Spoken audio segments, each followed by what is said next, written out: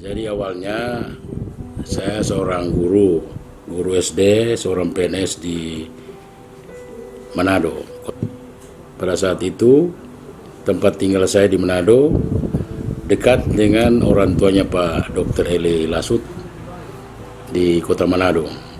Dan pada saat itu kebetulan murid saya waktu SD banyak ponakan dari Pak Dr. Eli Lasut. Pada saat beliau pulang dari Talaut berlibur, beliau melaksanakan tugas di Talaut sebagai dokter PTT, berlibur ke Manado, dan saat itu juga sudah terbentuk daerah otonom, daerah Kabupaten Talaut yang baru, pemekaran dari Kabupaten Sangihe, dan tentunya perlu persiapan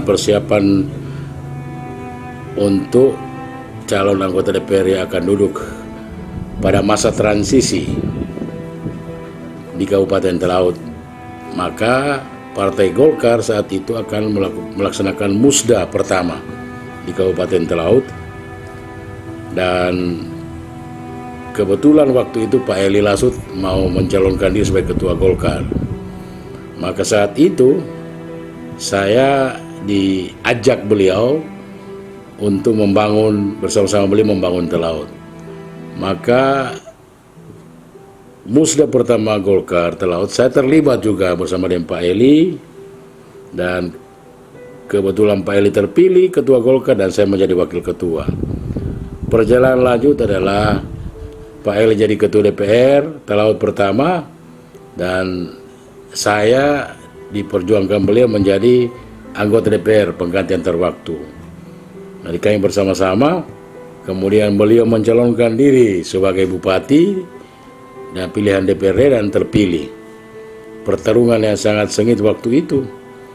Pak Eli diseret, ya, ditolak sebagai masyarakat Talaut sebagai pemimpin terpilih, tapi Tuhan tetap memberikan kekuatan kepada beliau, dan beliau mempunyai keyakinan sangat tinggi, sangat kuat, bahwa pasti masyarakat Talaut lama hari demi hari menerima beliau sebagai pemimpin, dan itu terbukti. Beliau memimpin Talaut, meletakkan dasar pembangunan di Talaut, yaitu yang paling menonjol di sini adalah bantuan beasiswa dengan membentuk gerakan orang tua asuh GDOTA. Jadi anak-anak Talaut diberikan biaya, diberikan bantuan pendidikan, menyelesaikan studinya baik di Manado, Jakarta, ataupun di luar negeri, Australia. Dan ini mempunyai hasil yang sangat luar biasa, sangat mempromosikan sambil menimba ilmu, bisa juga mempromosikan Talaut di dunia internasional. Nah, kemudian perjalanan ini lanjut, beliau mengakhiri masa jabatan periode pertama dan masuk mencalonkan diri lagi pada periode kedua, yaitu mencalonkan diri lagi sebagai Bupati Talaut dan terpilih. Ada 5 pasang di situ maju, termasuk beliau, dan beliau memenangkan pertarungan itu dengan kemenangan 61%. Dan pada saat itu setelah dilantik ada pertarungan gubernur 2009-2010. Beliau mengikuti kontestan itu, dan karena surveinya begitu tinggi, ditakuti oleh lawan-lawan politiknya, maka beliau dijebak dengan gaya politik yang kotor, ya, dikenakan persoalan SPPD, ya, perjalanan dinas. Ini peristiwa baru pertama kali terjadi di Indonesia, ya. Biasanya ada bupati kena masalah fee proyek, masalah yang lain. Ini sudah terbaca bahwa ada permainan-permainan kotor di situ, dan beliau sebagai politisi yang luar biasa, sebagai seorang laki-laki yang berani bertanggung jawab, beliau menerimanya semua ini dan menjalani putusan pengadilan. Nah, pada saat itu kami sebagai sahabat beliau, ya,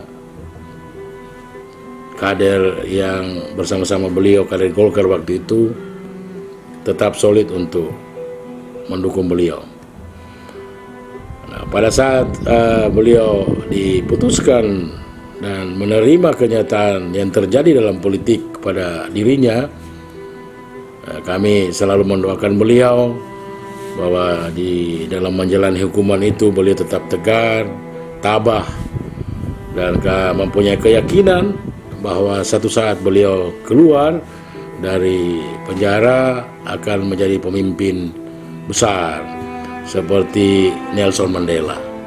Ya, jadi beliau keluar dari penjara dan mempunyai kesempatan untuk mencalonkan diri lagi sebagai bupati karena belum terhitung 3 periode. Maka beliau mencalonkan diri dengan 4 pasang, dengan nomor urut 1, mendapat kemenangan juga saat pilkada 2018, 27 Juni 2018, pilkada serentak pilihan rakyat. Sudah menang lagi, belum dilantik. Gubernur tidak mau lantik karena katanya sudah 3 periode. Tapi kami sebagai tim, sahabat beliau, punya keyakinan besar bahwa Pak Eli ini adalah orang yang baik, pemimpin yang rendah hati, yang selalu taat pada aturan, dan sehingga kami bersama-sama berjuang ke Jakarta, bertemu dengan Mendagri, Dirjen Otonomi Daerah, Direktur Kepala Daerah, sampai kami juga demo di Depdagri, di Istana, untuk memperjuangkan hak kami yang sudah memilih beliau bersama masyarakat sekitar 22.696 memilih beliau. Kami menuntut bahwa segera dilantik. Dengan penyertaan Tuhan dan punya keyakinan besar, Pak Eli Lasut dan Pak Mokhtar pemimpin yang dilahirkan oleh pilkada serentak 28 Juni 2018 ini adalah hasil pilihan rakyat. Tentunya kami meminta harus dilantik. Sekitar 7 bulan kami di Jakarta bertahan dengan kekuatan ekonomi yang sangat tidak bertahan, sampai makan super mie, makan bubur, punya sejarah tersendiri, punya cerita tersendiri. Demo kami sarapan bubur, habis demo kami makan super mie, ya. Tapi kami mempunyai keyakinan yang sangat tinggi bahwa pasti Tuhan bisa mendorong, selalu mendorong pemimpin di Jakarta, Mendagri, ya, Presiden Republik Indonesia Mendagri, untuk segera melantik Pak Eli Lasut dan Pak Mokhtar. Dan ternyata doa dan perjuangan kami ini terjawab pada tanggal 26 Februari. Pak Menteri Dalam Negeri melantik Pak Dr. Eli Lasut, Magister Ekonomi, dan Pak Dr. Andes Mokhtar Aruna Praba sebagai Bupati terpilih dan sah dilantik pada saat itu. Bahwa setelah Pak Mendagri memegang pundak, menaruh tanda jabatan di dada dan lambang di pundak beliau, ada beberapa teman termasuk kami meneteskan air mata dan berterima kasih kepada Tuhan bahwa perjuangan kami dalam pelantikan Bupati Laut yang sah dan definitif sudah dikabulkan oleh Tuhan. Dan kami berterima kasih pada Tuhan. Pertama, kami berterima kasih pada Presiden Republik Indonesia, kami berterima kasih pada Pak Menteri Dalam Negeri, dan kami juga berterima kasih kepada Gubernur Sulawesi Utara, Bapak Oli Dondo Kambe, Sekjen Ekonomi, yang sudah menyerahkan sepenuhnya kepada Mendagri, pemerintah pusat, untuk melaksanakan pelantikan Pak Eli dan Pak Mokhtar. Sehingga Pak Eli dan Pak Mokhtar tiba di Manado, belum langsung pulang ke Talaut, tetapi masih ingin melakukan pertemuan, ingin bertemu dengan Pak Gubernur, saudara-saudara, melaporkan bahwa sudah dilantik Jakarta oleh Mendagri dan minta arahan dan petunjuk selanjutnya untuk kebijakan-kebijakan pembangunan yang akan diambil di Kabupaten Talaut. Pak Gubernur juga menerima dengan baik, dan Pak Eli dan Pak Mokhtar menyampaikan pada Gubernur saat itu bahwa apapun yang terjadi, Pak Gubernur adalah atasan kami. Ini salah satu ungkapan dari seorang Pak Eli. Ya, pertama-tama pendapat banyak orang bahwa pasti kalau mau ketemu dengan Pak Eli tidak diterima. Tapi ternyata terjadi pembicaraan yang sangat akrab dari Pak Gubernur dan Pak Eli dan Pak Mokhtar untuk bagaimana membawa Talaut ke depan yang lebih baik dari sekarang. Saya merasa ada kebanggaan tersendiri dalam mengikuti jejak Pak Eli Lasut ini, baik sebagai pemimpin dan politisi senior. Ya, saya merasa beliau adalah guru saya, guru politik saya. Saya tidak menyangka seorang guru SD bisa menjadi hampir 3 periode anggota DPRD dan terakhir menjadi ketua DPR. Semua ini polesan, ya, didikan dari Pak Eli Lasut sebagai guru politik saya. Kenapa?